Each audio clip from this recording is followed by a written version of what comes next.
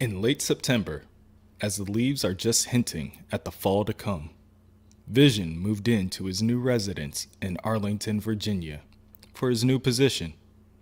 As his neighbors will call it, he's the Avengers man in the White House now. Meet George and Nora, Vision's neighbors. George is a mortgage broker, and Nora works in HR.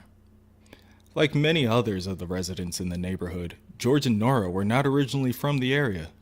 Like most, they were once young and eager, ready to save the world. They moved to DC in hopes to pursue that endeavor. But like most, the bills came, the children came, and stability was needed. So they moved to the suburbs where the schooling fit their needs. They are currently bickering, like married couples do. George would rather spend his time doing anything other than introducing himself to a robot, let alone four. It's unnatural. One robot is one thing, but now robots making robots, trying to be people? It's unnatural. They're unnatural. Nora condemns George for saying such things. These are their neighbors after all. Besides, she read that they're not robots. They're synth-somethings, or whatever. Anyway, why does it matter? They're just here to welcome the Visions with a tray of cookies. Excuse me, Vision states, as he smiles from beyond the door. May we help you? The Visions were happy to have company. They had just moved in and were eager to show others what they have done with the place. As George and Nora stepped into the threshold, Vision introduced his wife, Virginia, and his children, Vin and Viv. They're twins. All three respond in kind. A pleasure to meet you, before the tour begins. As you can probably imagine, to be put in a position such as George and Nora would certainly be enough to raise an eyebrow, at the very least. What would a robot's house look like? Would there be food? Would there be a place to sit? Do they even watch TV? All these thoughts peer into the minds of these two people as they take one step after another into the open area. Vision showed them many items that he had collected over the adventures with the Avengers. A stringless Steinway, imported from Wakanda, a gift from the Panther. One of the famed flying water vases of Zen-La, a gift from the Surfer. A lighter used to read the map on the night before D-Day, a gift from the Captain. And lastly, a clipped everbloom, plucked from the side of Mount Wundagore, a gift from the witch. George, Nora, and Vision all stared in wonder as he explained the local myth of the everbloom. The petals could unlock the doors of time. His wife, Virginia, grew unusually quiet. However, no one noticed this. As Vision was called away on Avengers duty, they all said their goodbyes. Perhaps they will meet for brunch sometime at that place next to the Italian place. That would be nice. Perhaps another time. Perhaps another couple. Because at the end of the story, one of the Visions will set Nora and George's house on fire, and they will die in the flames. George's last thoughts will be of Nora, how he found his true love, and how he regrets very little of what came after. Nora's last thoughts will be of the water vase of Zen-La, and she will wonder why it was always empty. In the kitchen, Virginia discarded the cookies into the waste bin and stated that they seemed kind. Vision corrected her. The correct word that she was looking for is nice. She should have said, they seemed nice. To seem kind is to have the potential to not be kind, to not be good. Nice, however, has a much more flexible connotation. as they bickered, like married couples do. Nora declared the statement as meaningless. Vision countered by saying that it's all meaningless. To find meaning in something meaningless is what it means to be human. That is their mission, to strive for humanity. Ultron, his creator's mission, was to interpret with cold calculation. His vision, their vision, however, is a vision of the future.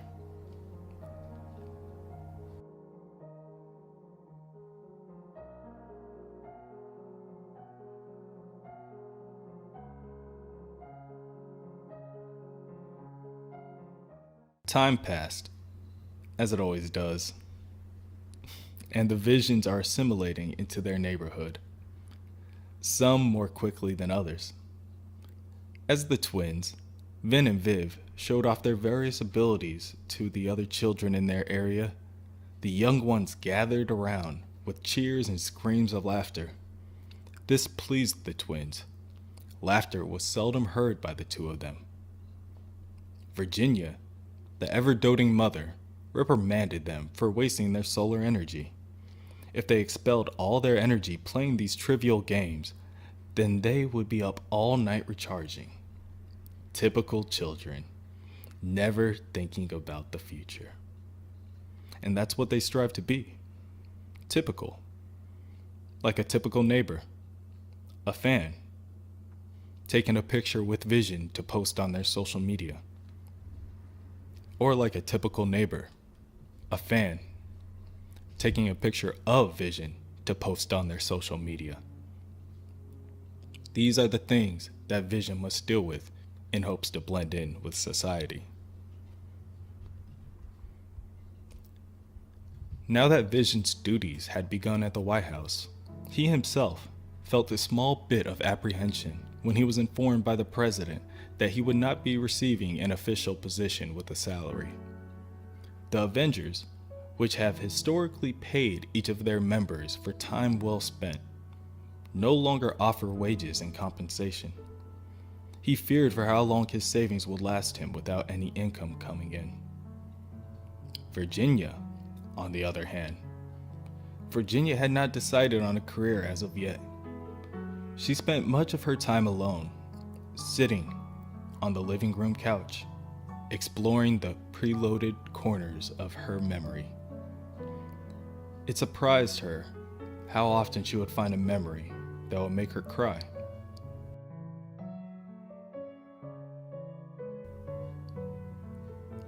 In contrast, Vin and Viv spent most of their time in front of screens, gathering as much information as they could about the outside world. They often found themselves arguing, as siblings often do. There would even be times when the two children would come to blows. Vivian destroyed the better half of a staircase with an errant swing of an arm. Eventually, the first day of school arrived. Vin and Viv were given specific instructions on how to operate in public, and they were expected to obey. They were dutiful children, after all. Virginia told the children to mind their clothes. Clothes that can assimilate with their powers have become quite expensive. The children must always be aware of any looming danger that could possibly interrupt their quality of life. Vision interrupted by saying that the children need not worry about danger, for he is here. As long as he is around, the twins will be safe. He attempts to comfort them by saying that they need only worry about being adequate children.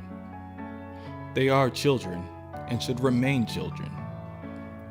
This statement visibly perplexes Viv. If not a child, then what else would she be?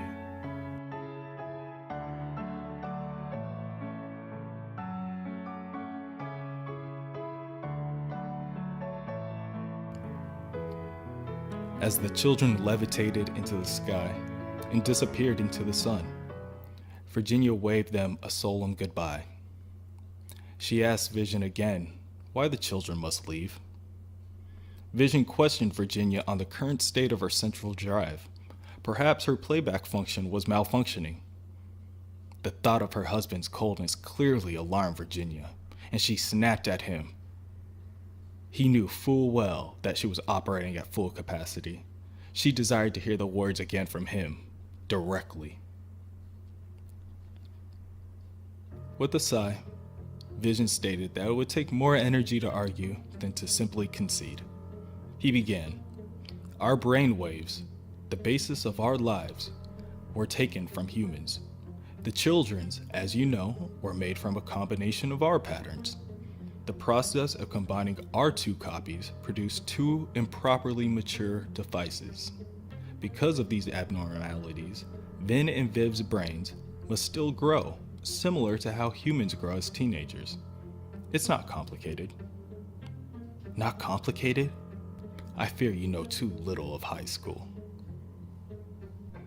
Vision arranged for his children to attend Alexander Hamilton High School, a school known nationwide for its strict academics. The challenges and rigors that the attending students must face is said to be second to none. Children who attend this high school think of themselves to be the best, and it is said that no one is better. Previously, the Vision tried to explain the importance of schooling to his children. He stated that it's obvious that the two could remember any text or formula. However, the ability to combine these figures in a rhetoric into creative endeavors, this had to be learned. Facts without context are like individuals without society.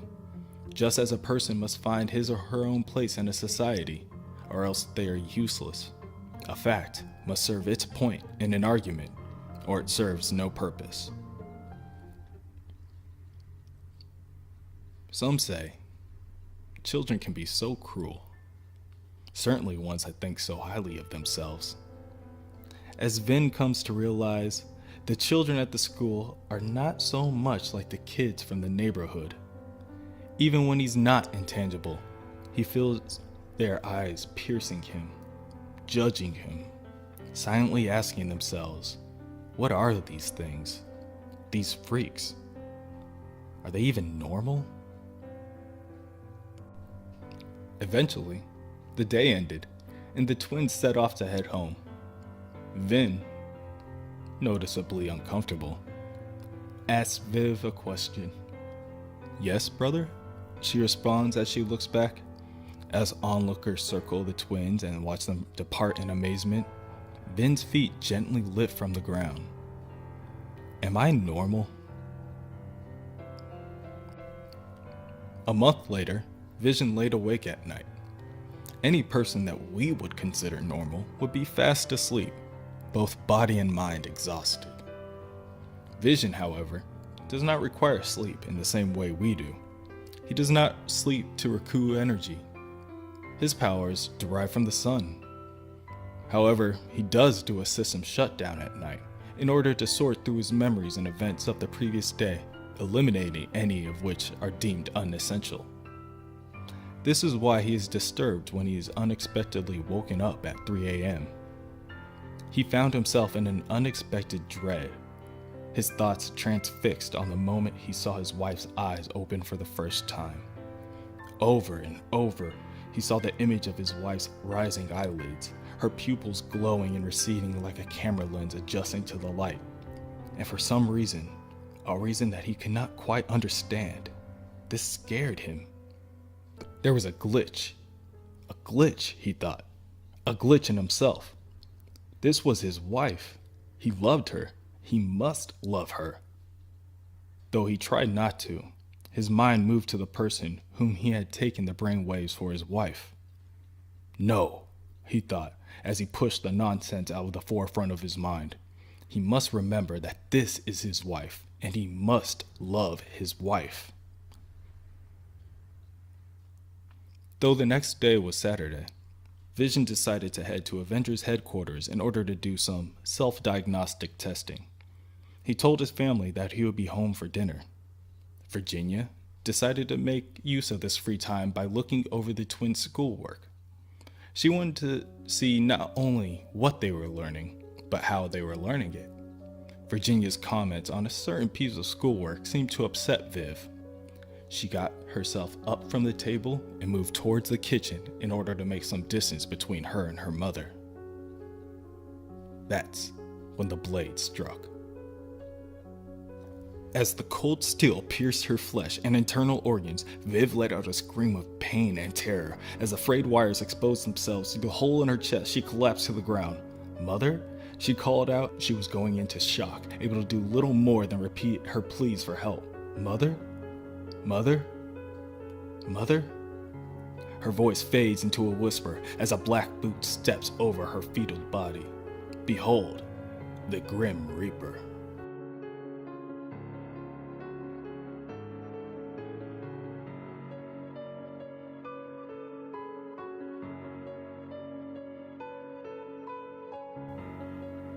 Born Eric Williams, brother to Simon Williams, the late Wonder Man, Eric has recently found himself in a dark place. Eric was a man of exceptional physical strength who was the opposite of his pacifist brother. When he became the Grim Reaper, he was awarded a coma-inducing scythe by way of Ultron, for which he was eternally grateful. However, like I said, Eric was in a dark place. His brother had passed. His brainwaves were then transferred into the dormant vision by Ultron, for which he was eternally displeased. He at one time even blamed the Avengers for this event. He had never liked Vision, a fake man in a fake body using his brother's brain to navigate this world. It's unnatural. They are unnatural. "Imposters!" he bellowed as he blew a hole into the kitchen wall. "You are all imposters!" He lunged with his scythe at Vin. Vin, out of reaction, raised his left arm to protect himself and nearly got it cut off. He lets out a scream in pain. "You are not my family!" The Grim Reaper cried from behind stifled tears. He clawed at Vin once more to finish what he started. "Simon is real. I am real." As Viv slowly loses consciousness, she whispers out, "Mother? Mother? Do you think I would not find you? Everywhere I look, I see you. Everyone is so eager to show their photos of that perfect family." As Vin trembled and fell to the ground, the Grim Reaper stepped closer, blinded by rage. He raised his sight to the air. "A family made from a stolen copy of my brother. When will you learn? The Vision is not Wonder Man. You are not my family. You are not real." As he prepared for the final blow, Virginia attacked. Using the cookie sheet that she had received as a gift from the neighbors previously, she struck Eric in the back of the skull. Blood escaped his mask in rapid fashion, as if a balloon had just popped, leaving everything that it was protecting to fly in different directions across the room. "No!" Virginia screamed. She must protect her family. She must end this threat. She raised her arm and slammed the tray again and again and again. "No!" she screamed with one final blow. "Mother!" Vin pleaded. "Mother! Mother! Please stop, he's..."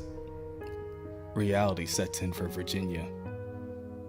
As her hands tremble, the cookie tray became too heavy for her to handle, and it fell to the ground.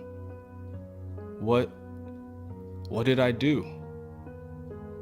As she looked around her broken kitchen, she saw the terrified eyes of her son and the fading eyes of her daughter. "Mother? Mother? Mother?" Virginia looked to her daughter for a moment, and then back to her son. After a long silence, she uttered, "Please do not tell your father." It's funny. The floating water vases of Zen law are always empty. The methanic sulfite that causes the water to levitate is poisonous to all known species of flowers. The mystery is then not why they are empty, but why anyone would make such a vase in the first place.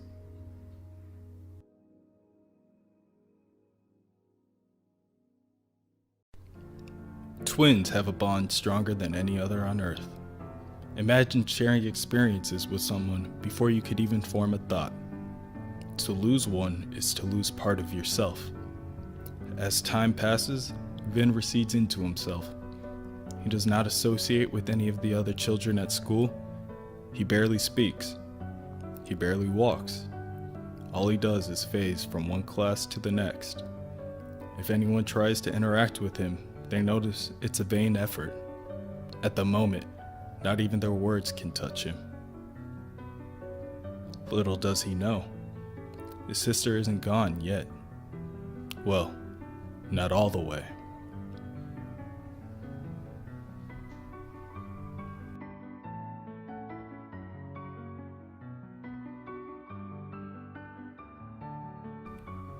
Lying is not something that comes naturally to a synthezoid.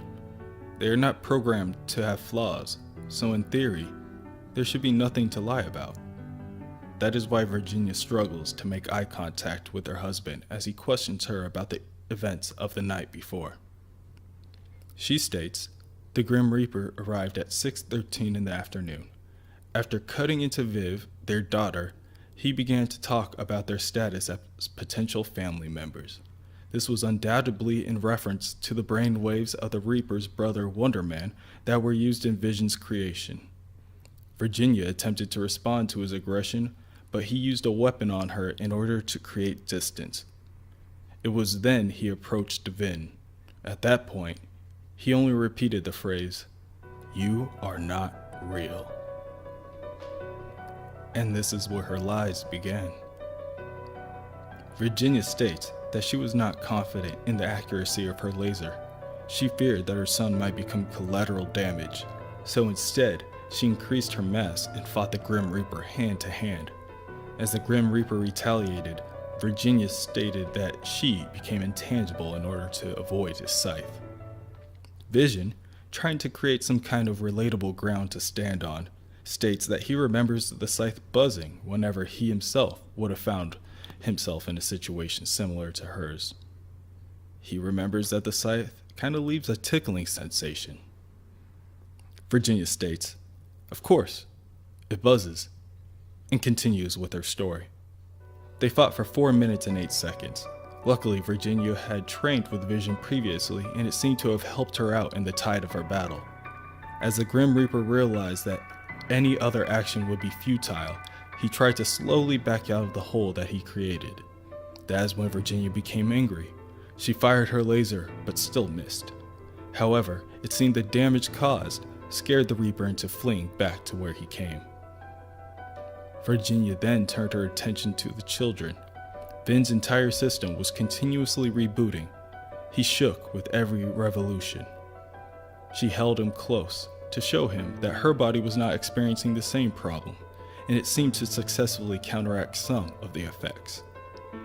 At the moment, she couldn't do anything more for Viv than smooth her hair as they waited for Vision's return. A roll of a skateboard. The lazy caws of birds yelling. The roar of a lawnmower. The couple sat in silence as they listened to the mundane ambiance in the background as it weighed on them. Even though it was not their intention, the intruder may have taken and escaped with their peace at mind. At school, Vin is at lunch, but he doesn't eat. Better put, he doesn't need to eat.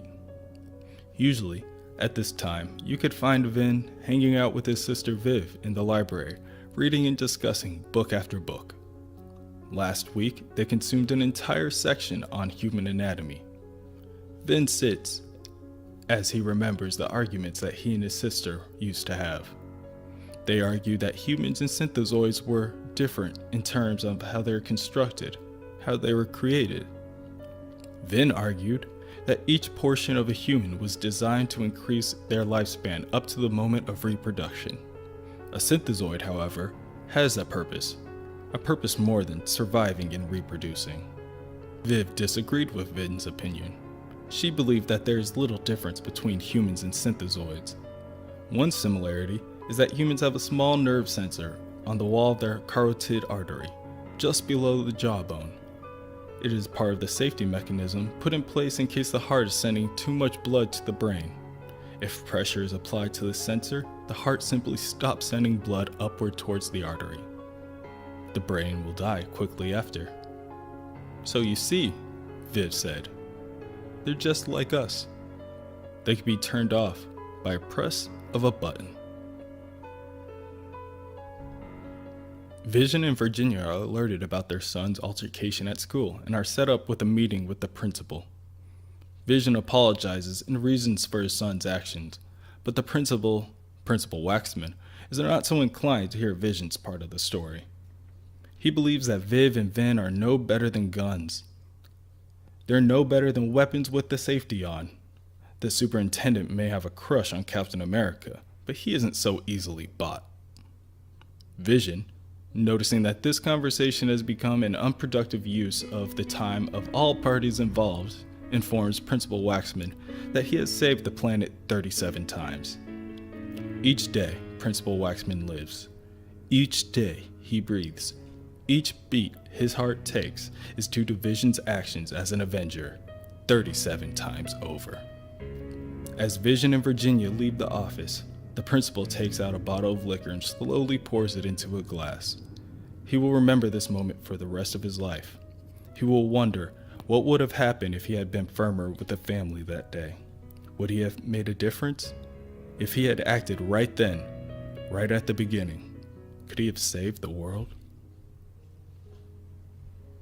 As the couple reach their home, Vision gets an update saying Viv's diagnostics are finally complete, and with this new information, he believes that repairs are fully possible.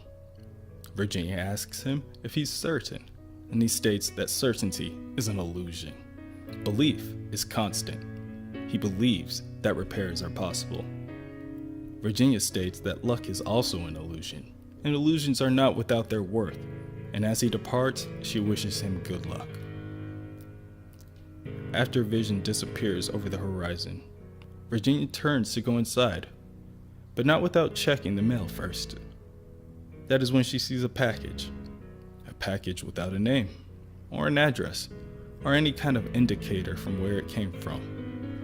As she opens the package, she sees a phone with a note on it. The note states to put the code in and press play. So she does. And that's when she sees it. A recording of her and her son Vin burying the body of the Grim Reaper in the backyard. What little happiness she was clinging onto is now lost. As she is overcome with fear and her hands begin to shake, she drops the phone to the ground. "No!" she screams as she's on the verge of tears. "No!" she repeats under her breath. As she looks down to the phone laying on the ground with the last image frozen on the screen, it begins to ring.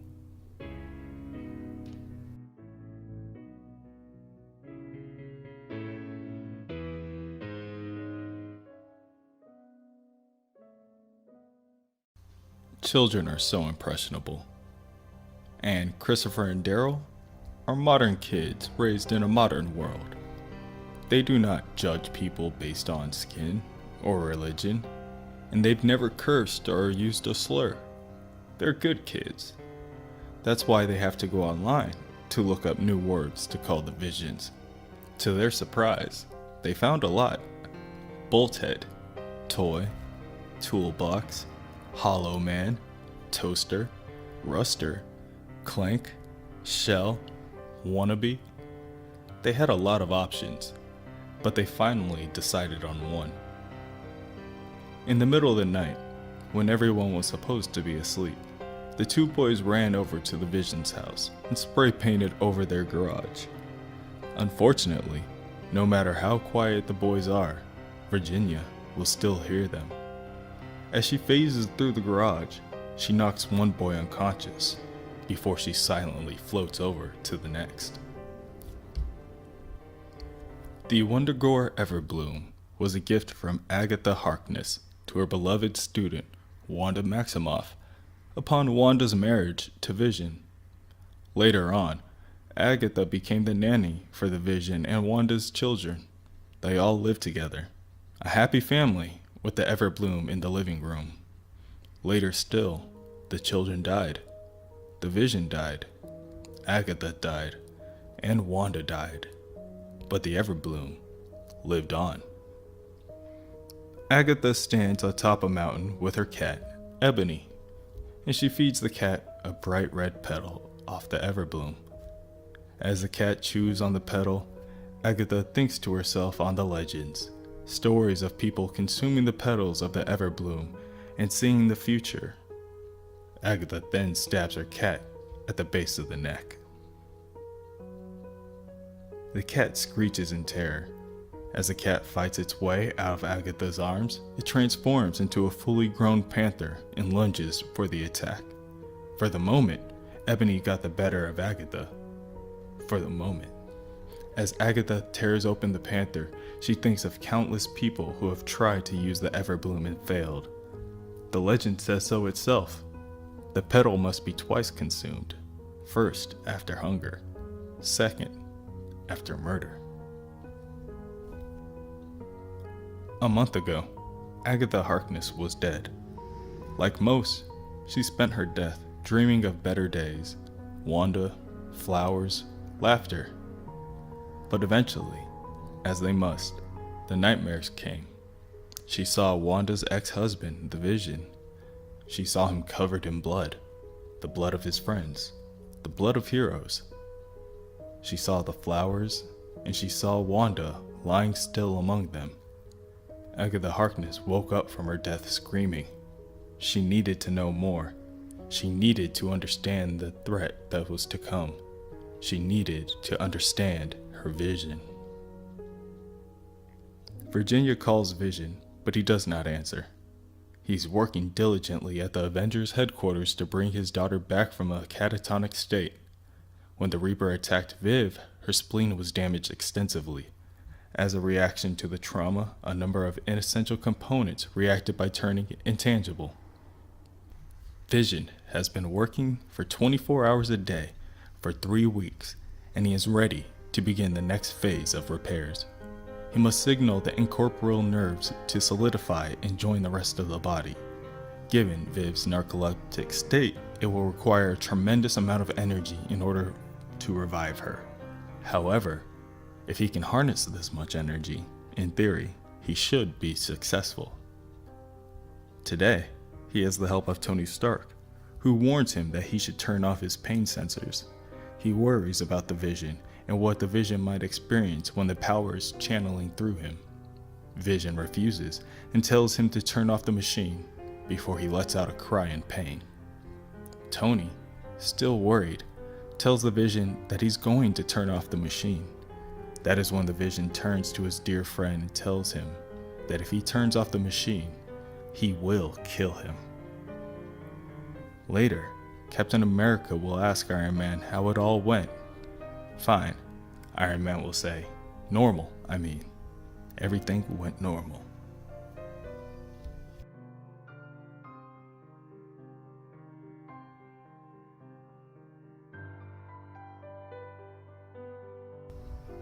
At the house, the doorbell rings. Virginia runs to the door to answer and reprimands her son for not offering to do so himself. Kids will be kids. And as she opens the door, she is greeted by her daughter and her husband. Quickly, Virginia grabs Viv in her arms and Vic jumps up from the couch to do so as well. All is good once again in the Vision household. All is well. When the children go to sleep, the parents decide to prepare for bed as well.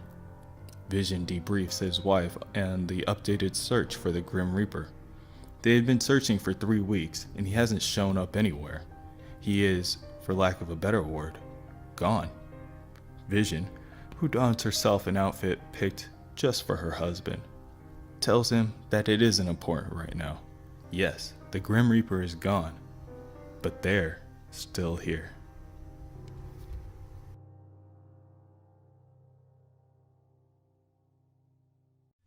Vin and Viv, twins, are together once again.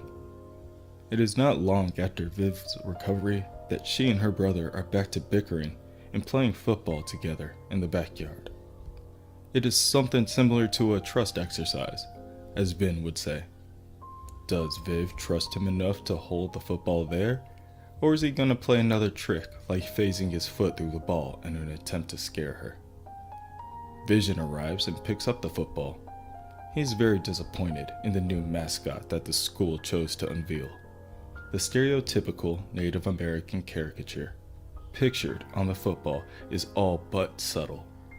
Every day he realizes how humans change, but they never really change. As the three have a conversation in the backyard, Virginia watches from the kitchen window. For a moment, she feels content. In the beginning of our story, Virginia killed a villain, the Grim Reaper. Fearing her husband's reaction to the disruption of their normal life, she did not tell Vision about this death. Later, Virginia was sent a phone containing a video of her burying the Reaper. Now, every day at 2 p.m., the phone rings. She could ignore it. She did ignore it for some time, until she didn't. The next day, Vin and Viv returned to school. Neither of the children have attended their classes in some time. Vivian needed a leave of absence as she recovered from her injuries, and Vin has been suspended ever since he had a small fight with Viv's lab partner, a boy named Chris Kinski. As the children walked through the halls, all the other students stared with worry, hate, and fear in their eyes. And Vin and Viv wondered if they even belonged there. That is, until Chris walked by. As he approached Viv at her locker, he asked her about her brother. Perhaps not out of fear, but out of courtesy. He tells Viv everyone made a big deal out of the fight with her brother, but it wasn't really a big deal at all. His dad called the principal and asked the teachers to split them up as lab partners. But he liked being lab partners with her. He tried to fight it and realized that people don't even try to understand things. For what it's worth, he thinks that she's cool. And though Viv's life may not have gone on for as long as she had liked, during the quiet moments, she would call on this conversation into her active memory and repeat it on play. A couple of days later, Vision was called to work. Virginia would like her husband to call off work later that night to watch over their children. She has plans for dinner with a headhunter that she does not want to miss. During the children's precarious state, she believes that someone should stay at home as much as possible. She understands that he is an Avenger and that his work is very important. However, she hopes that sacrifices can be made. That night, Virginia flies to the address she had been given over the phone, a townhouse in southern Alexandria. As her meeting was set for midnight, she calls to inform Vision that she and the headhunter are getting drinks after dinner. Vision says that he understood and wishes her luck. As she walks into the house, a worried man, middle-aged and balding, sits in an easy chair waiting for her arrival. He flashes his pistol he had concealed and warned Virginia that he knew how to use it. The man wants to clear the air. He is Chris's father. Originally, he was coming over to introduce himself, but when he knocked on the door, there was no answer. He turned to leave, but heard a commotion around the back. He only recorded what he saw because that's what people do in situations like this, right? He would have never blackmailed her if one of her things didn't hurt his child. Virginia tightens her fist and approaches the man. Chris hears the noise from downstairs and makes his way through the house to check on his father. Still in conversation, Chris's father makes attempts to deal with Virginia. If she picks up everything and leaves the town right now, away from him, away from his kid, away from all these innocent people, he will delete the video and act like this never happened. Virginia rises from the floor and moves even closer to Chris's father. The father, afraid, pulls out a pistol and threatens Virginia. He's retired, but he knows how to use it. Virginia attempts to pull the pistol away from the man. Her family does belong here. If she can find a way to reason with the man, then it should be easy for him to see her side of things. As she gets even closer, the man grows even more terrified. Out of reaction, he lets a number of rounds fly. He's unaware that Virginia can turn intangible, and Virginia is unaware that there's someone else in the room. One of the bullets that phased through Virginia lands right in the center of Chris's forehead. As his body slides to the floor, it leaves a trail of blood on the wall. The father Furious, runs over to grab the boy. Look what Virginia made him do. He will tell everyone. He will have his revenge. Everyone will know, and Virginia's family will be ended once and for all. Virginia strikes the man on the side of the head, knocking him out. That night, Viv replayed her conversation with Chris. Chris said, "People say things, but no one understands things. I got to work with you, right? And it was cool, I think, right? I just mean, whatever they say, you know? I think you're cool." It was raining, so he said, "I should have brought an umbrella. Doesn't it kind of bother you? Like a machine and water and all that?" And Viv responded, "No, it doesn't bother me. It just goes right through me." If you harm someone who is hunting you, if you harm someone who is tormenting you, if you harm someone who is treating you unfairly, are you at fault? Virginia silently hovers over Mr. Kinski's bed. He's been in a coma for a week now. There's no telling when he will recover. She wonders to herself, why has it come to this? Why does she feel such guilt if she's doing the right thing for her family? Chris Kinski, the classmate of Viv Vision, is laying on the cool metal bed of the coroner's office, visiting a slumber that he will never return from. As the coroner sits in the dimly lit office, he continues to fill out the certificate of death. With the gunshot wounds to Chris's head and chest, it's obvious that this case should be ruled as a homicide. Vision has saved the fate of the world 37 times, and today is a day where he is hard at work. Today, him and Jane Foster Thor are subduing a group of costumed criminals. Though this encounter may not be world-threatening, it is important that he make his home a safer space so that his family may lead normal lives. In school, Viv is sitting alone in the library looking at this year's yearbook. She looks down at the small portrait of Chris smirking back at her, and she rereads his quote once again. It's all about the love.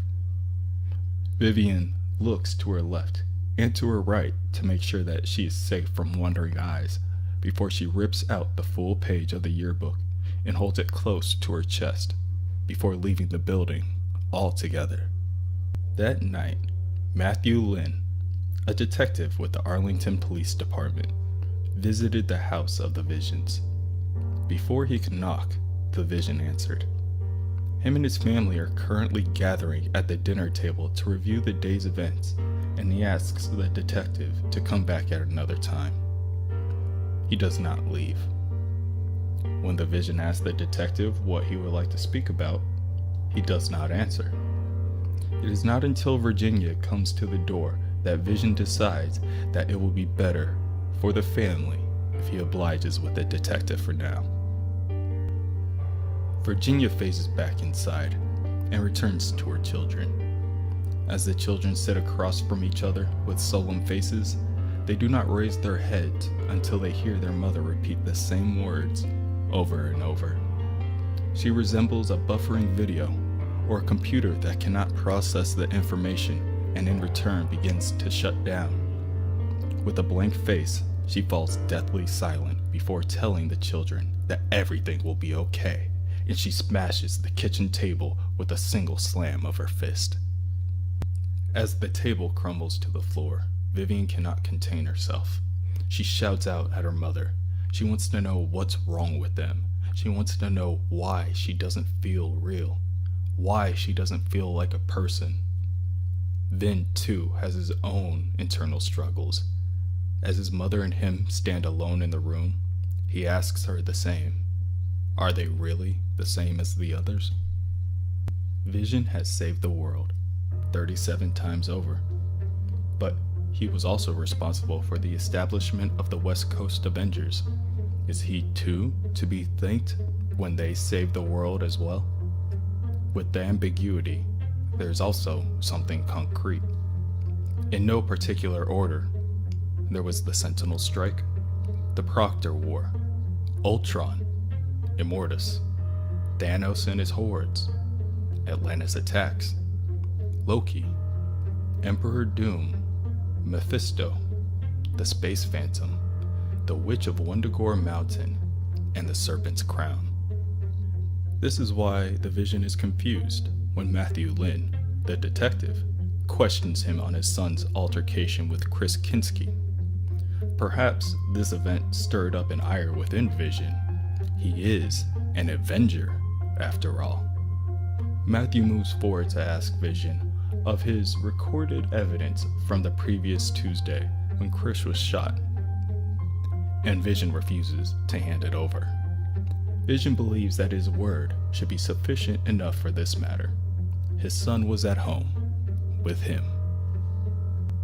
More of Vision's victories included The Crossing, Ultron Again, Operation Galactic Storm, Jocasta, Bride of Ultron, The Morgan Conquest, Necrodamus, The Korvac Saga, The Phoenix Force, Baron Zemo, The Kree Skrull War, Ultron Again, Kang the Conqueror, and the Red Skull. Detective Lynn smirks as Vision stands up to leave. Vision stated that his son was there with him, not with them. The Vision follows that statement by asking Vision if his wife was also with the family that evening. Before Vision answers, he thinks back to the rest of his adventures. Ultron, Again, Claw, Onslaught, Magneto, the Kang Dynasty, Demetrios, Ultron Again, the Black Talon, Galactus, Ultron Again, and the Master Pandemonium. 37 times. But it isn't enough, is it? In the end, those 37 occasions when he was all that stood between life and death, between everything and nothing, when he had been beaten, torn, and tortured, and besides simply slipping into the ground as we would have, he raised his head one more time, stared one more time into the screaming face of evil, and said, "One more time," in his simple voice, with no emotion, no care. "I am the Vision of the Avengers, and I will not fall." 37 times. And all of it cannot redeem him from this small moment when he crossed over to the other side, when he entered into the madness that was soon to come. A small moment, and an even smaller lie. Later that night, Vision returned home to his family. Virginia is the only one awake, and she is still sitting in front of the broken kitchen table. She tells Vision that she does not know how to fix it. Vision tries to comfort his wife by telling her that they will fix everything in the morning. It is time for bed. When Virginia refuses to move, he tells her that it is okay. She can take her time. He will meet her upstairs. When he leaves, Virginia is once again left alone. She is broken, and she doesn't know how to fix it. There are days that seem very normal. Days where normal things happen, like a normal dog finding its way into a neighbor's yard by digging a hole under a gate. A dog's natural instinct is to dig, after all. After the dog finds its way into the backyard of the Visions, it senses something buried underground. Well, what is this mysterious item? And what else would a dog do to solve such a question, besides dig? The scruffy creature scrapes one paw after another against the earth, uncovering bits of dirt with every swipe. It takes no time at all for the furry little friend to uncover a face of a man, both beaten and bloody. Well, any normal dog in this situation would try to wake the man by licking on his face. This is why we value them, their empathy, and maybe even their curiosity. The dog uncovers more of the man's body and he finds a metal thing attached to the man. Well, this is certainly new to the dog, and it does what any normal dog would do in this situation, and bites it. Inside the house, Vision is attempting to tell his family a story from work. However, with Virginia still mentally unavailable, Vic having an existential crisis, and Vivian busy on her phone, it seems as if his story is falling onto deaf ears. That is when he hears a brief electric crackling coming from the backyard. He goes to explore and tells his family that he will return to finish his story when he discovers the burnt dog clinging to life near the partially buried body of the Grim Reaper. Vision does not know how to absorb this information. There are normally two ways that a computer discovers an answer to a problem. For that, P will represent the problems that a computer can solve within a reasonable amount of time. For example, when a person types 4 times 4 into a calculator, to find the answer, a computer does not run every possible number that might fit the equation. No, the computer will use an algorithm, a shortcut. It solves problems not through random guesses, but through an ordered process. These are problems that are practical. There exists, however, another type of problem, one for which there are no shortcuts. These problems do have solutions, indeed. If you have a solution and you ask the computer if your solution is correct, the computer will tell you if it is or not. However, if you ask the computer to solve these problems for you, the computer, without a shortcut, will simply run through an practically infinite number of possibilities trying to stumble upon the correct one. This would take 1 billion computers 1 billion years. This is NP, problems which, practically speaking, cannot be solved. Needless to say, the family had a very long night ahead of them. The next morning, George, of George and Martha, arrives at the front door. He is looking for his dog Zeke. It escaped last night, and while looking, George saw the hole near the Vision's fence. Virginia is happy to see her neighbor. It has been some time. She invites him in, even though he insists that she doesn't have to. Nonsense, states Virginia, and leads the man through the house. George is noticeably disturbed as he walks through the house. Couches torn apart, holes in the wall, debris on the floor, and still, the water vase of Zen Law remains intact.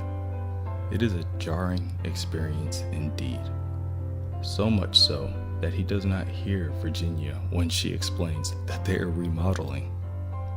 There is so much to take in that he does not notice Vivian huddled behind a broken dresser in the middle of the hall. Vivian leads George all the way through the kitchen. George sees the broken cabinets ripped from the walls, the pantry door thrown through the window, broken tables, broken shelves, and silverware scattered everywhere. They continue into the backyard, where they both find that George's dog is nowhere to be found. Just a large empty hole in the middle of the yard. Sometimes, through destruction, there's clarity. Vision now understands. He understands his wife. He regrets his initial reaction and now appreciates her honesty. The Reaper, the burial, the blackmail, the dead body. His wife's actions now seem necessary. He just wishes that she had told him earlier. Since she left him in the dark, he did not know what happened. He lied to the local police about her whereabouts the night of the boy's death. If he now revealed the truth of what happened to the boy and his father, the lie would confirm doubt that people have always had about him. Doubts streaming from his creation by Ultron, from when he first stole Wonder Man's brainwaves to give Vision life. He would lose the trust of the Avengers, and without that trust, he would not be able to support his family moving forward. The people do not understand what him and his family are trying to accomplish, or rather, those people do not understand that they are not attempting to accomplish anything. They are just trying to live. Vision thinks he can make a family, a happy, normal family. It is merely a matter of calculation, the right formula shortcut, the right algorithm. What a shock then to see a dog in the yard and a body in the dirt. To discover that it is all beyond him. All of his efforts will likely never produce the answer he knows is there. NP. NP will never equal P. That is the truth of the matter. But the question then becomes, what comes next? The Vision's decision is that he will continue. He will fix what is broken. He will hide what he cannot fix. He will make his family. This is the most human decision after all. And the Vision recognizes this, that every day men and women make this decision to go on even though they cannot possibly go on.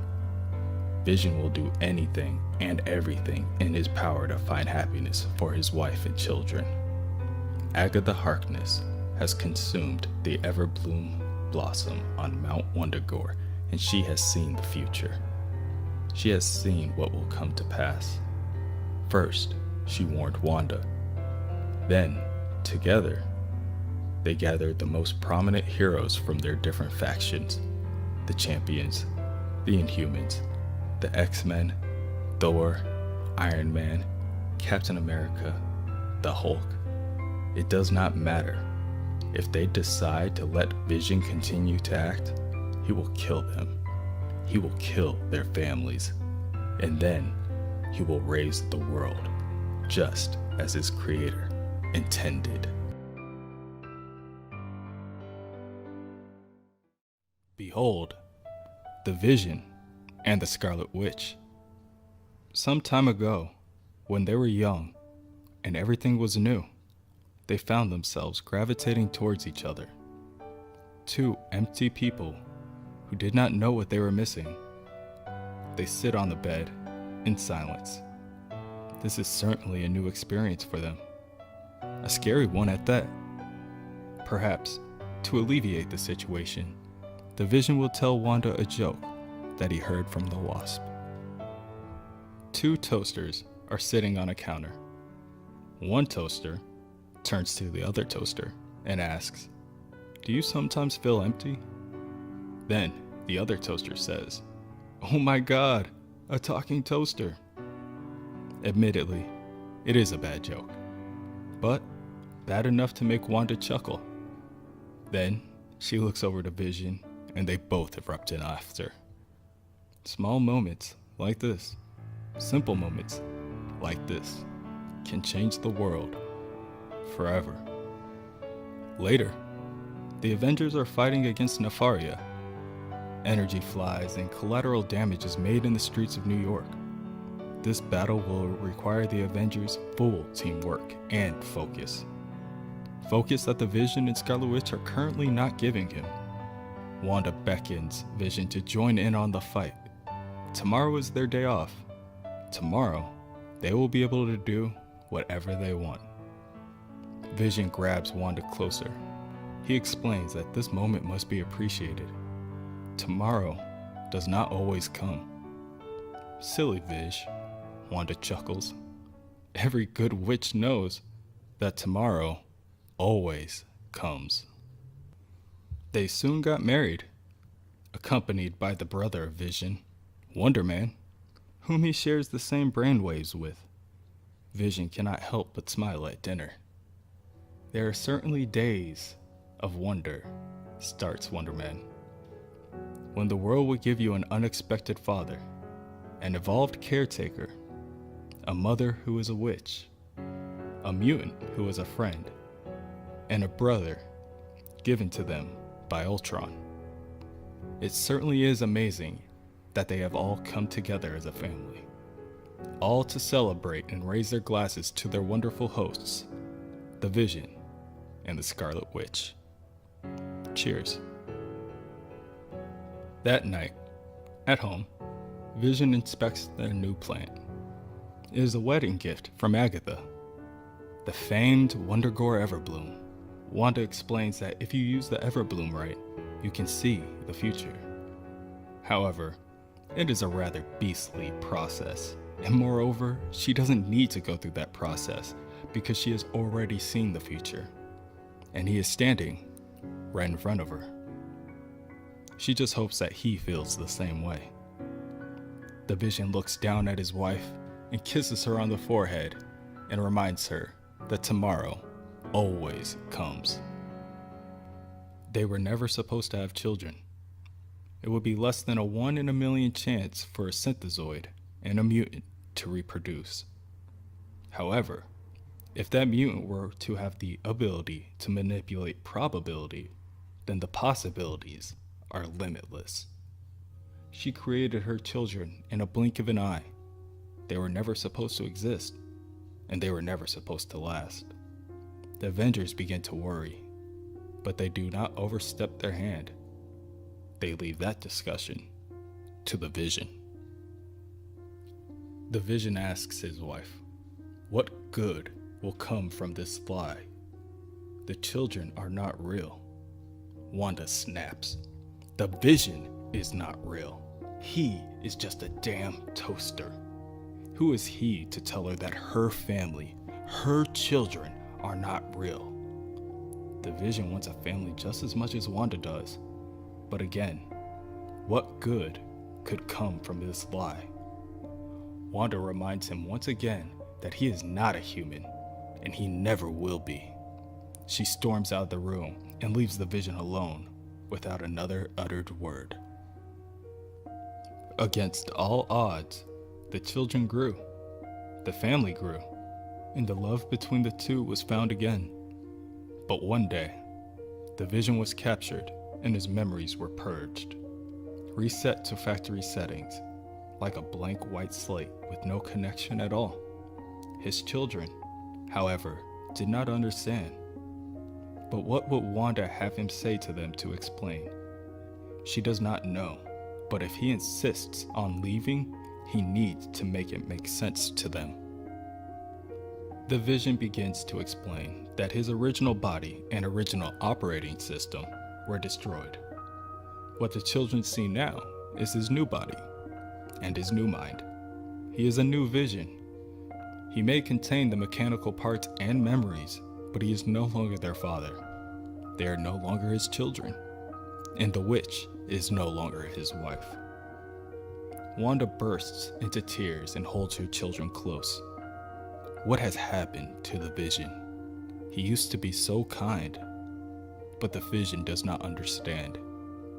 Is the truth not kind? Time passes once again, and heartbreak does not take long to follow. The children, William and Thomas, were produced with the energy stolen from the chaos entity Chthon. When the devil was angered, Agatha Harkness had no choice but to destroy the children.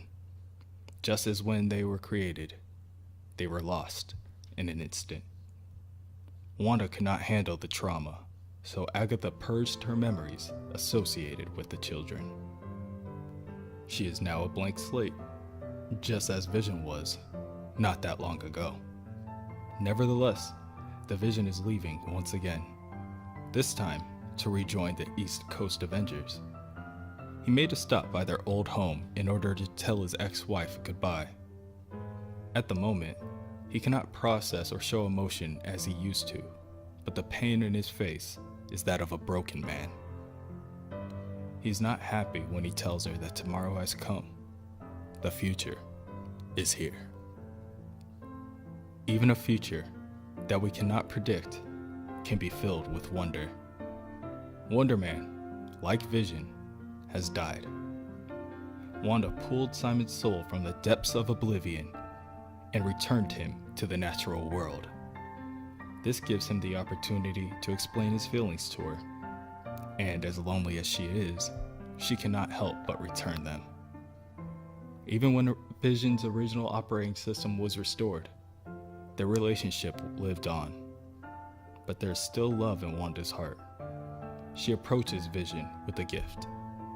Of course, he does not require a gift. It is a meaningless gesture. Yes, Wanda agrees. Gifts are meaningless, but that's what makes them special. She holds out her hand and shows Vision the data chip within her palm. Hank Pym helped her upload the information on it. She admits that Simon makes her happy, and after everything that they've been through, she just wants Vision to be as happy as she is at this moment. She explains that Vision is based on Simon's brain patterns, and maybe that's why Wanda and him work, because he's like the Vision, but he's not him. So maybe, with that logic, Vision can take her brain patterns, and maybe he can find somebody who's like her, who isn't her. Vision looks down at the witch, speechless. And then, just like in the past, they both begin to laugh with one another. It is a wonder how tomorrow has brought them here. You know, Janet Van Dyne, the Wasp, told Vision a joke once. Perhaps his wife would enjoy listening to it. Vision begins. 2 toasters are sitting on a counter. One toaster turns to the other toaster and asks, "Do you sometimes feel empty?" The other toaster says, "Oh my God, a talking toaster." This time, there is no laughter. Vision and Virginia sit in silence.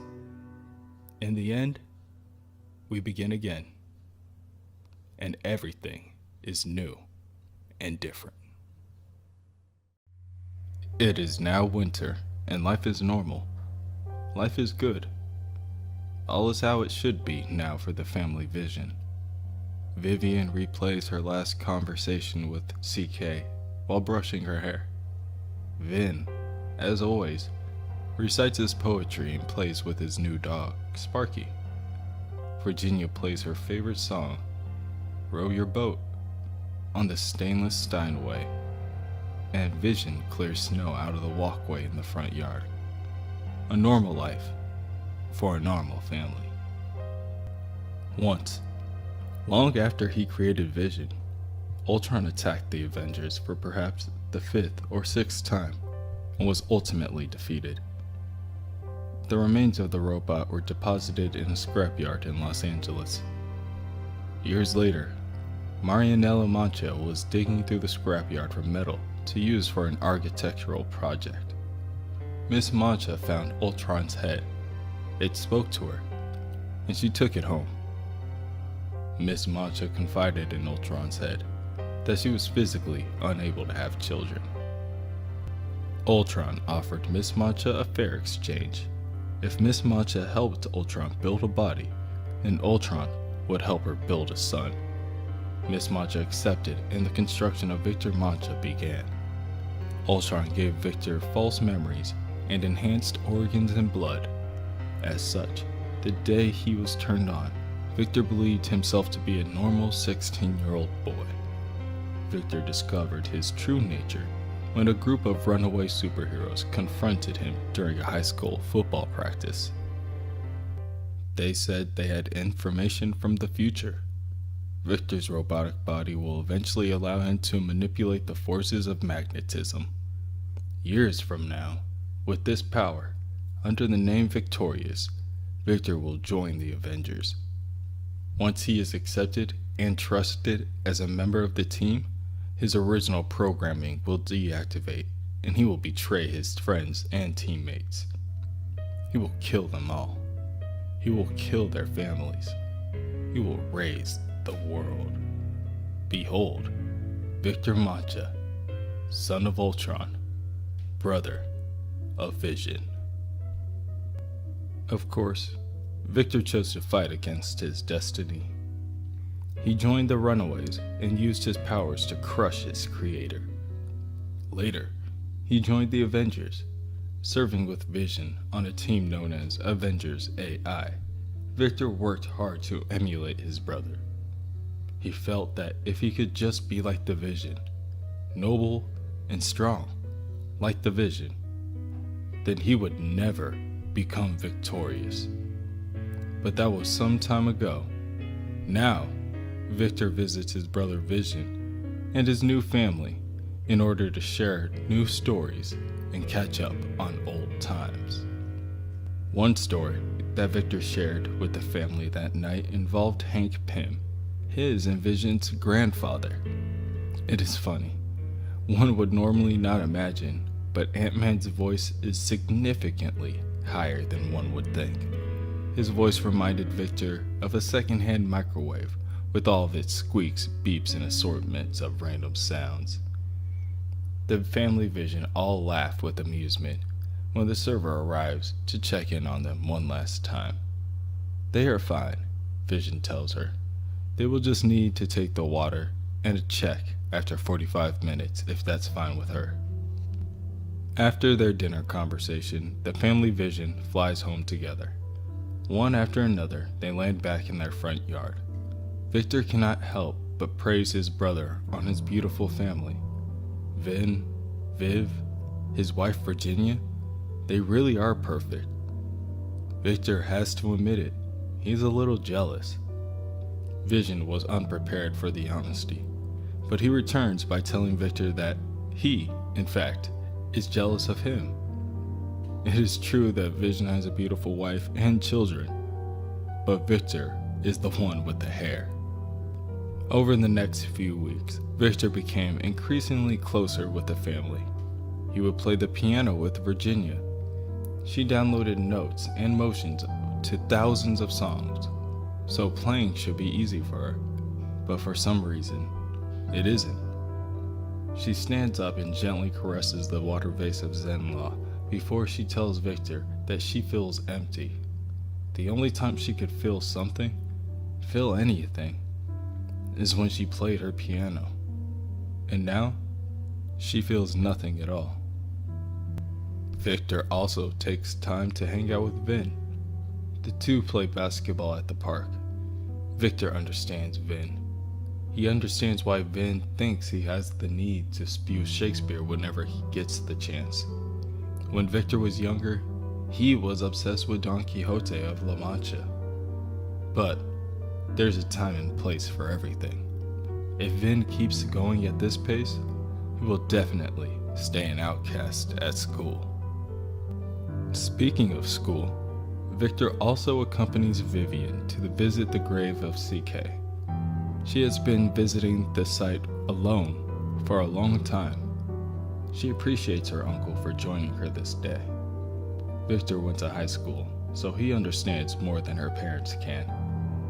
He did try to dissuade her from visiting, but he came nonetheless. The two sit in silence as the sun slowly descends past the horizon and the darkness of night coats the town. Victor and Vision visit a nearby art gallery to examine the new exhibit. Art is fascinating. A good piece will have the viewer captivated, pondering existence and what life truly means. The brothers gaze at a piece and strike up a conversation. Victor thanks Vision for taking him in for the winter and for his family's hospitality. Victor wonders if any of it will ever get to Vision. His family is so perfect that Vision must do anything to protect him. Victor would. But that is the tricky part. Sometimes when you can do anything, it is hard to just do nothing. That night, from the silence of his room in the attic, Victor makes a call to the Avengers. He tells Captain America that his mission isn't taking too long because the Vision doesn't trust him. He has Vision's trust. He has the whole family's trust, so it can't be that. It's just that Vision never talks about the Reaper, the Kinski father, the plans, or anything. Even so, Victor is determined to uphold his mission and get the information for the team. That is when Vin, who had been playing fetch with Sparky, walks in. In order to silence him, Victor attacks. At the end of this story, Victor Mancha will be all that stands between Vision and the destruction of the world. On that day, he will die. And as he dies, as the system fails and he falls to Vision's feet, as the last electrodes of light pops black in his left eye, Victor Mancha will smile. Yes, he will think. Yes, I have defied destiny. I have fought back fate. I'm a hero, just like my brother. Do you hear me? Do you hear me? I shall not be victorious. The silence within the house wears on Virginia's nerves. She looks into Viv's room and asks her if she's seen her brother. She may have broken her agreement to her daughter to knock first, but Virginia explains to her daughter that Vin and Uncle Victor are missing. Usually, to find one of her missing children, Virginia would log into their private server and check their location update. Unfortunately, this time, she cannot find Viv's server at all. Virginia then goes to her husband with her concern, and Vision tells his wife that everything is fine. Vin and Victor are most likely just blocking their access to their servers to get some privacy.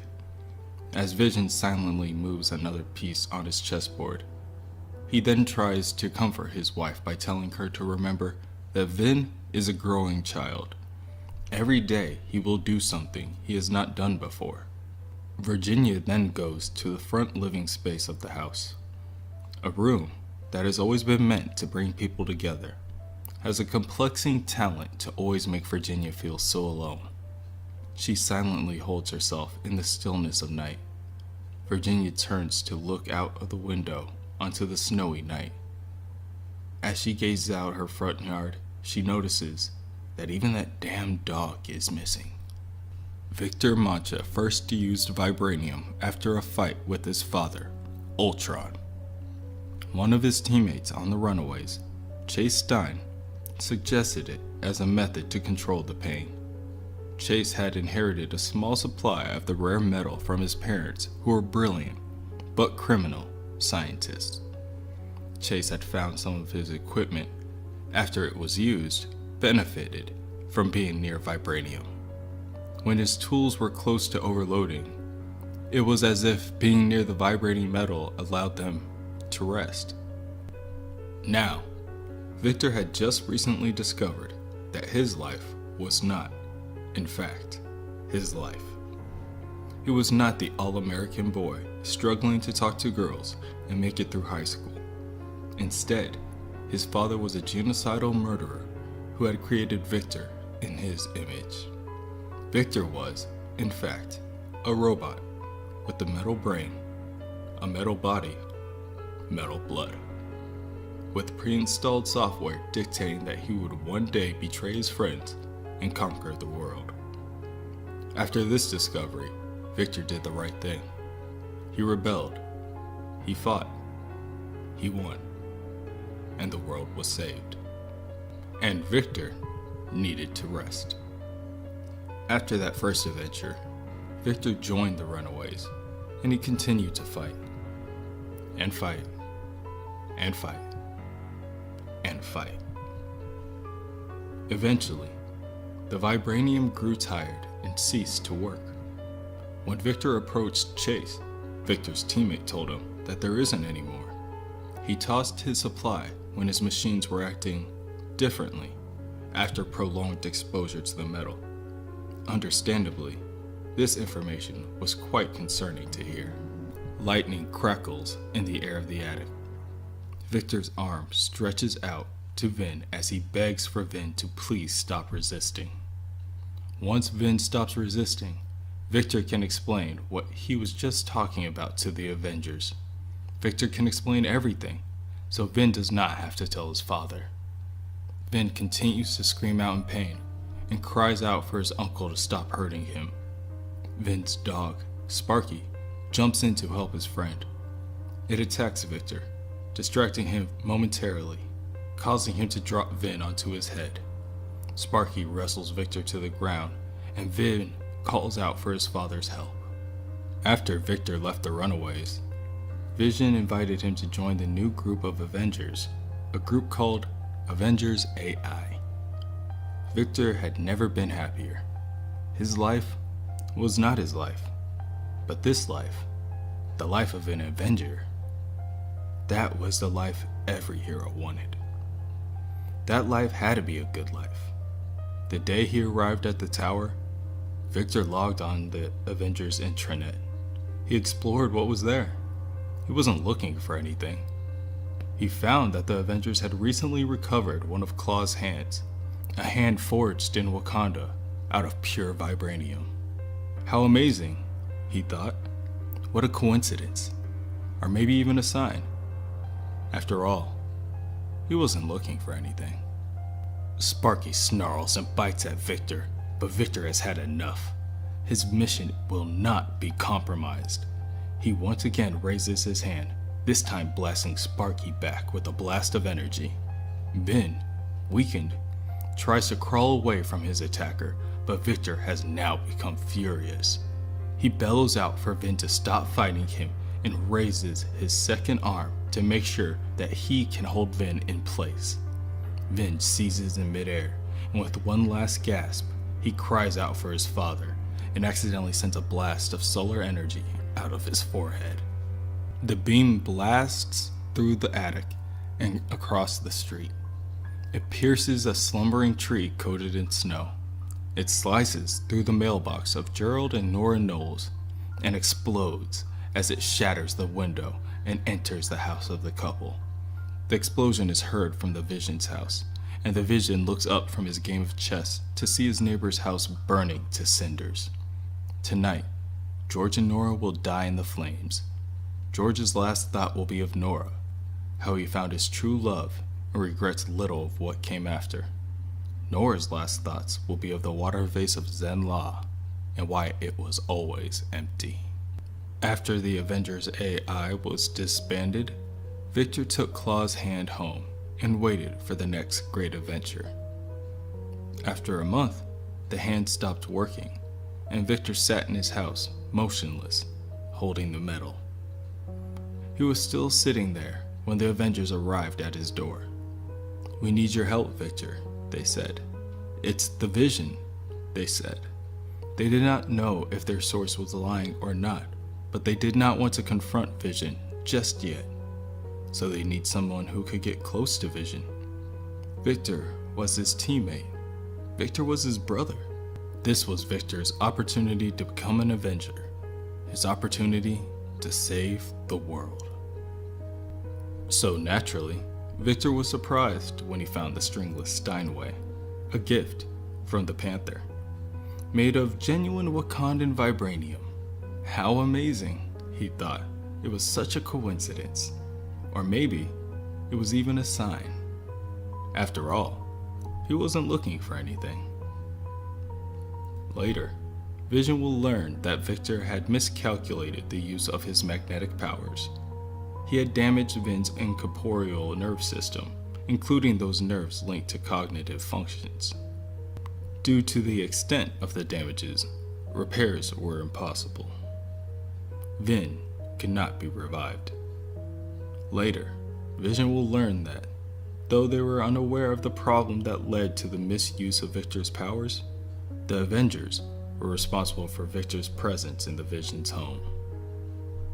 They would finally understand what will cause Vision to fall into madness.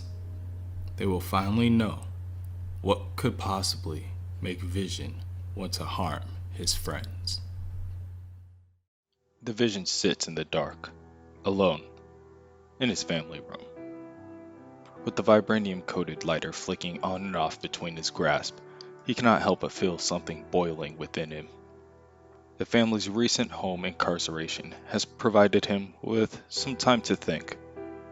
He has spent that time thinking of his brother, Victor Mancha, about how Victor is alive and his son is not.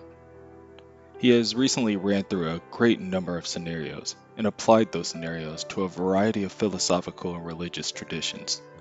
And still, this outcome is unjust.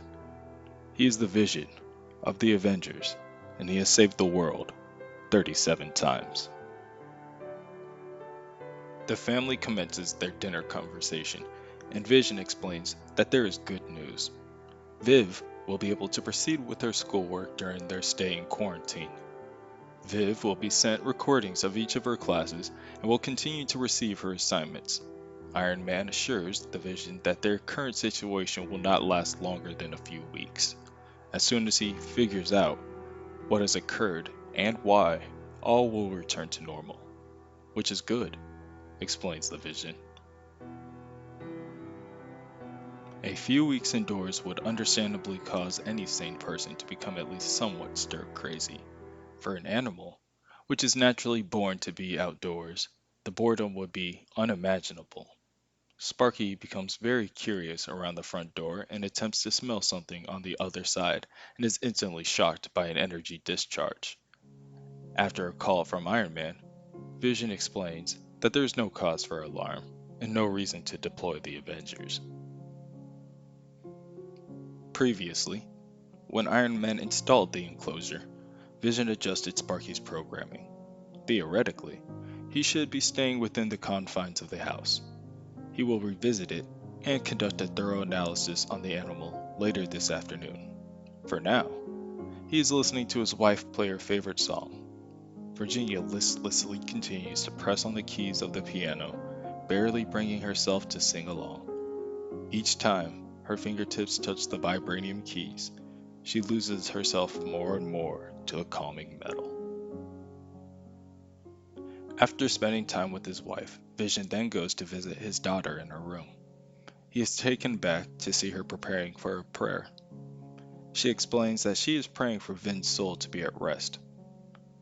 He does not know if there is a God. It seems unlikely. And she doesn't know if Vin had a soul. That too seems unlikely. So she first prays that there is a God. Then she prays that they give Vin a soul. And then she prays for his soul to rest. So Vision joins his daughter, and together they share a moment in the silence. In the kitchen, Virginia sees her husband and immediately apologizes. She explains that she did not know what to do. Revealing the used oil can within her hand, she reminisces on the time she first received the item, when George and Nora came over. They were talking, and George brought up the lighter, how he wondered how it still worked. Then Vin used the can of oil to fix it, and then George left, and now both George and Vin are gone. Vision grabs the can of oil from his wife and tells her that the lighter, a gift from Captain America, was made using a vibranium steel alloy, the same material used in the manufacturing of the Captain's shield. It is due to the unique property of the material that it still functions. Vision drops the can into the waste bin and finishes by saying, "It is a piece of metal that has lasted. There is no wonder to it at all." That night, Vision once again is alone in the dark. This time, standing in Vin's room, remembering how things were, contemplating on how things are. He wonders what his son would be doing at this moment, if things were how they were. Most likely, he would be reciting some Shakespeare.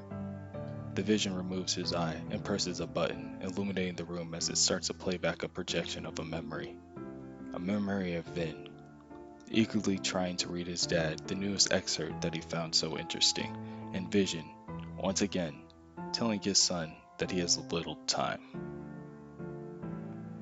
Vin reads anyway. "How like you, the young German, the Duke of Saxony's nephew, very vilely in the morning, when he is sober, and most vilely in the afternoon, when he is drunk. When he is best, he is little worse than man, and when he is worst, he is little better than beast. And the worst fall ever fell, I hope shall make shift to go without him. The hologram of Vin eagerly asks his father if he approves of his recitation. The vision's voice is heard stating that he is too busy to listen. He is sorry, but he didn't hear a word. It is the day, and the vision is prepared.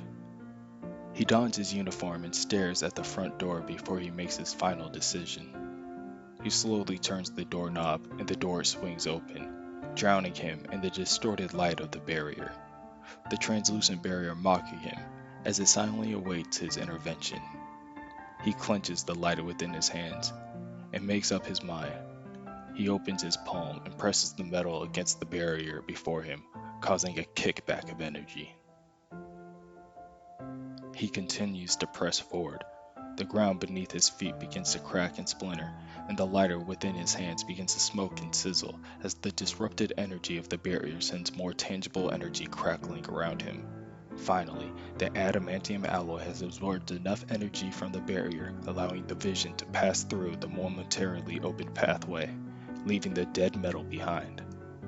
Nova instantly is alerted of the event and quickly runs to gather the Avengers. Nova tells Iron Man that the Vision was spotted flying away from his house in the direction of the prison that Victor Mancha is being held at. Iron Man tells him to start praying and to gather everyone as soon as possible. It may seem unlikely, but there is indeed a God above us. Someone to greet our souls when we leave this life. Someone to tell us we have done enough, that we have done what we could, that now, finally, we may rest. Unfortunately, robots have no souls.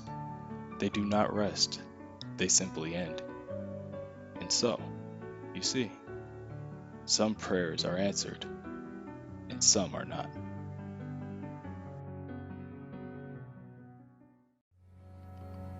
Virginia sits down at the table with her daughter, Vivian, to explain the ongoing situation.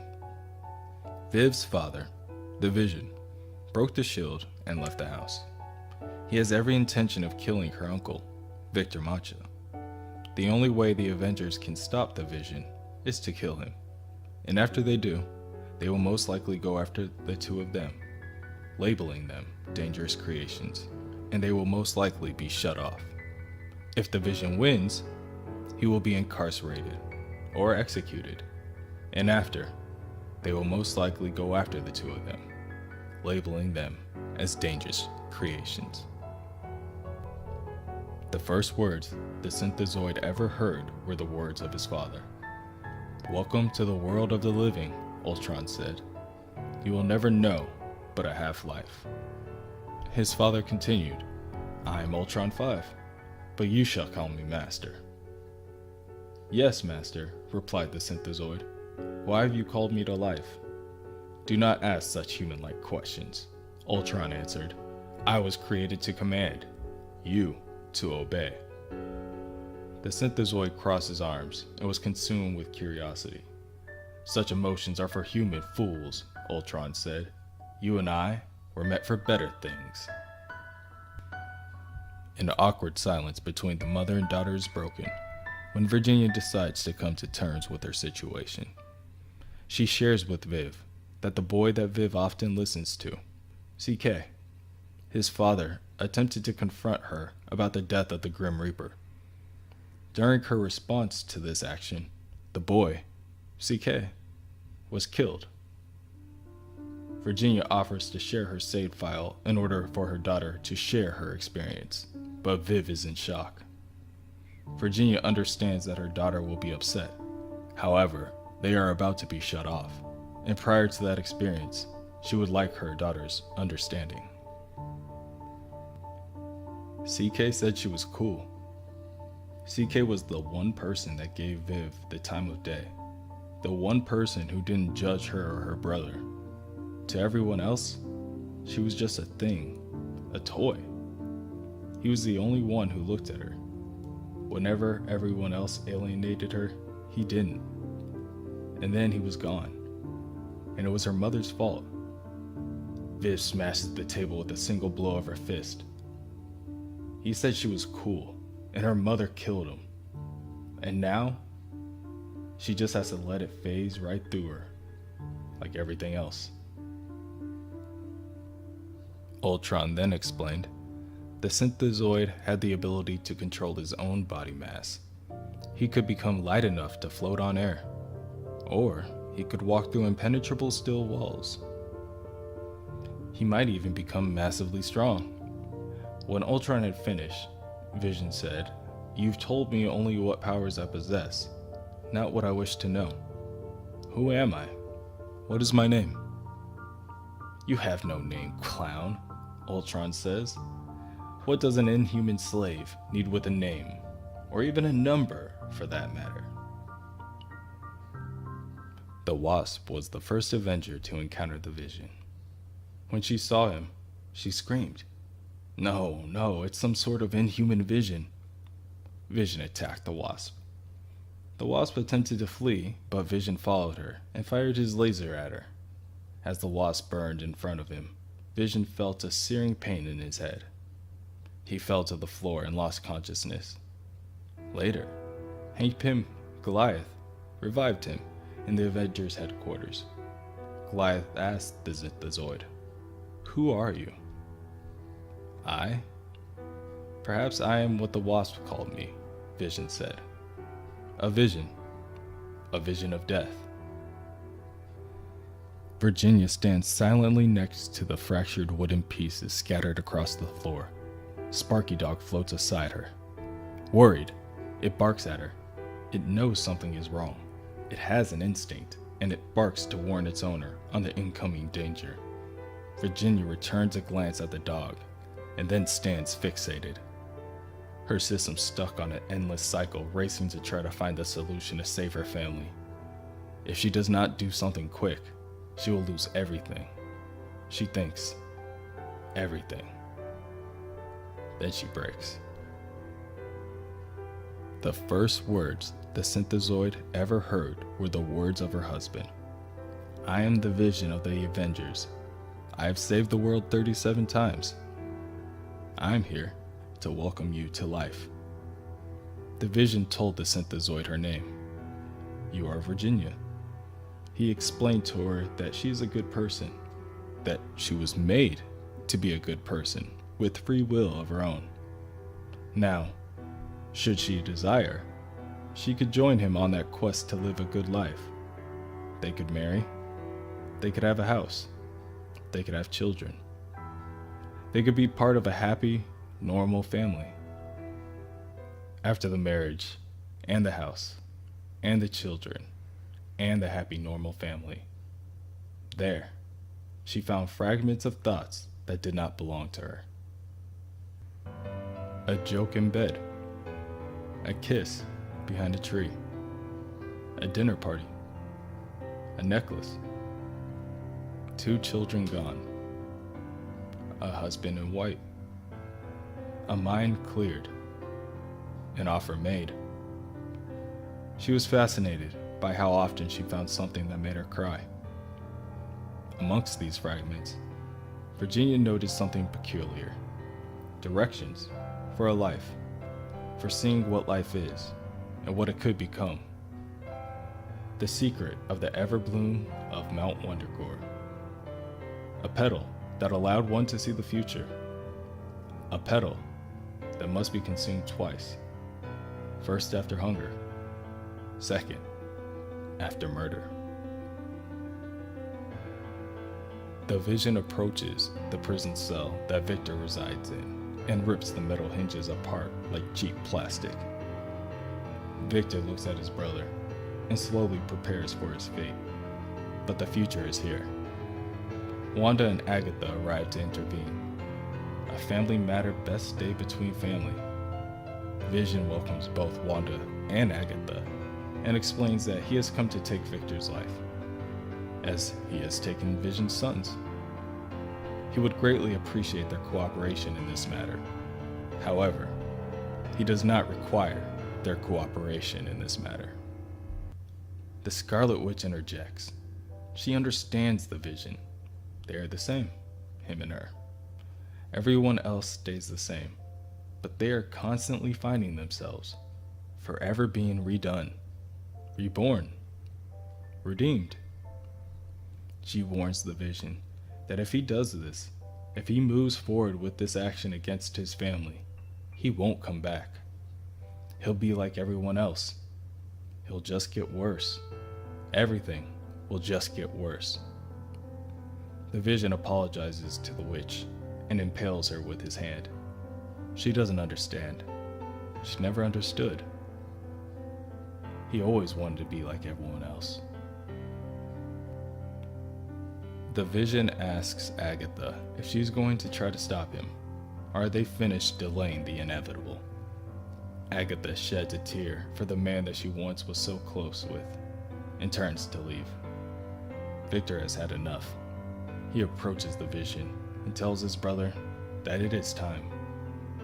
Victor did what he did, and now the Vision has to do what he has to do. Vision agrees with his brother. He is right. The Vision has to do what he has to do. As he prepares his hand to penetrate the chest of his brother,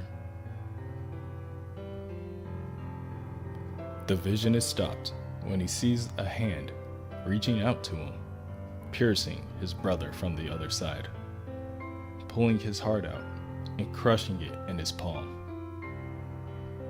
We each have a destiny, a code embedded in us by our Creator.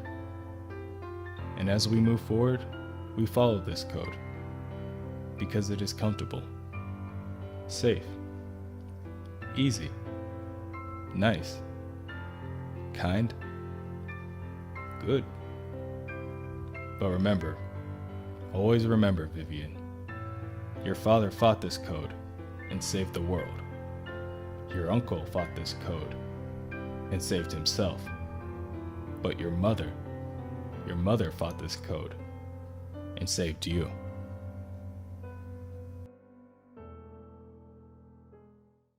The night wanes on as Detective Lee finishes up his paperwork at the APD precinct. A casual conversation with his coworker is interrupted by a call from Virginia Vision. This is the story that she told. The Grim Reaper arrived at 6:13 in the afternoon. He came to her house to murder her and her children. In order to stop him, she killed him. Afraid that, as a synthezoid, she would not be treated fairly by the justice system, she decided to hide her actions by burning the body and scattering the ashes at 37,000 feet. Unbeknownst to her, a man, Leon Kinski, recorded a compromising video of the body's destruction. Weeks later, Mr. Kinski contacted her. He threatened to release the video if her family did not leave the area. That night, she told her family that she was in a meeting with an acquaintance for dinner. Instead, she visited Leon Kinski and refused his offer. Leon Kinski shot at her and accidentally killed his son CK. Fearful of the story that Mr. Kinski might tell, she made her fist as hard as diamond and hit him in the head. The blow put him in a coma that he's unlikely to recover from. Returning home, she noted that even though he did not know her destination, he was aware of her departure. Vision cannot tell a lie. If questioned about the night, Virginia continues to admit, the Vision would most likely reveal her personal guilt. As such, while he was recharging, she accessed his central coding. By adjusting the code, she modified his understanding of that evening's events. He would then believe that she never left the night CK was killed. She used the same process some months later, after her son was murdered by the Avengers spy, Victor Mancha. She had wished to kill Victor herself. However, she knew that he was under the protection of Earth's mightiest heroes. She possessed neither the training nor the experience necessary to fight these mightiest heroes. In contrast, her husband could fight them, could indeed defeat them. Of course, the Vision, a hero who had saved the world 37 times, would never act against the team to which he had dedicated his life.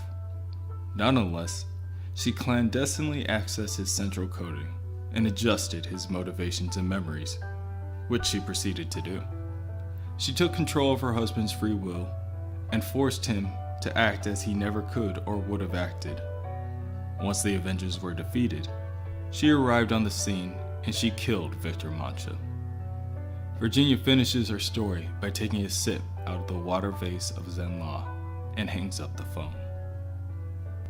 Last September, with the leaves just beginning to hint at the fall to come, the Visions of Virginia moved into their house at 616 Hickey Branch Lane, Arlington, Virginia, 21301. The Visions house was located in Cherryvale, a pleasant neighborhood about 15 miles west of Washington, D.C. Most of the Visions neighbors worked downtown, and they talked often about the traffic on 66 or Lee Highway. On the weekends, they tended to stay in Virginia, though they had often lamented that they should go into the city. The museums are so nice, and the kids would have a good time. Very few of them were from the area originally. Most had moved to DC after college and worked for Congress or the president. They made nothing, and they lived off nothing. But that was unimportant. They were young, and they wanted to save the world. Eventually, they met someone and fell in love and had children. With bills to pay, they left their small government jobs, and they became lobbyists, lawyers, and managers. They moved out to the suburbs for the schools. They made the compromises that are necessary to raise a family. Vision goes to greet his wife on the couch. Virginia informs him that their daughter, Vivian, is still upset with her. Also, she killed their dog. Virginia begins to malfunction, and Vision asks her about what is happening to her, and she tells him that she had just drunk from the flying water vase of Zenla. Currently, the corrosive effects of the liquid are working through her system. This will cause some problems with her corporeal and incorporeal receptors. The Vision begs her to become incorporeal and let the water phase through her, but she refuses. She just wants to rest her head on her husband's shoulder. The Vision sits down with his wife, and she tells him that she uploaded her confession to the police into their shared drive. It will be of use to him later. Of course, the Vision refuses to use this confession. Instead, he will correct her embellishment to the authorities. He is adamant in his belief until his wife helps him realize that his admission would result in his imprisonment and thereafter the isolation and or death of their daughter. She reminds him that he is not only the Vision of the Avengers, he is her husband. He is the father of their children. All the rest can be put aside. Virginia begins to lose consciousness, but as she still clings to life, she leaves her husband with one last thing. After she consumed the flower, the twice-eaten Everbloom from Mount Wundagore, she saw the future. She saw the Vision destroy the future. For them, for her. And she could not let him go through with it. He is the Vision of the Avengers. He saved the world 37 times, and she saved it once. And Virginia admits that it was nice. No, says the Vision. It was kind. Virginia did the right thing. Or she did the wrong thing. Or she just did what everyone does. She saved what she could. And when she was done, she was done. Wanda tells Vivian the entirety of the events that had taken place in hopes that the child will find it in her heart to forgive her mother. Vivian does not understand why someone will go through so much to protect so little. Parents sacrifice their lives for their children. Then, children become parents and sacrifice their own lives. So much lost, with so little gained in return. Wanda tells her, that it is what it means to be a parent. The idea of going to the ends of the earth for one's child becomes all too real when life turns for worse. Spring comes, and Vivian must return to school. The Vision offers her lunch, but she does not eat. He tells his daughter that he understands that much, but perhaps his daughter wants to be more like the other children. Vivian chuckles before saying goodbye to her father. She is Vivian Vision. 2 months ago, her uncle killed her brother. In response, her mother killed her uncle, and then herself. And now, she is a teenage synthezoid being raised by an Avenger. She is not the same as the others. With that, Vivian floats off into the distance and makes her way to school. The Vision watches his daughter coast past the horizon and turns to head back inside the house. The newly built Sparky dog, courtesy of Tony Stark and the Scarlet Witch, barks in excitement. The Vision joyfully hushes his friend before raising a hand against the sensor, causing a passageway to appear underneath his sofa. He makes his way down the passageway as he sings, "Row, row, row your boat gently down the stream. Merrily, merrily, merrily, merrily. Life is but a dream."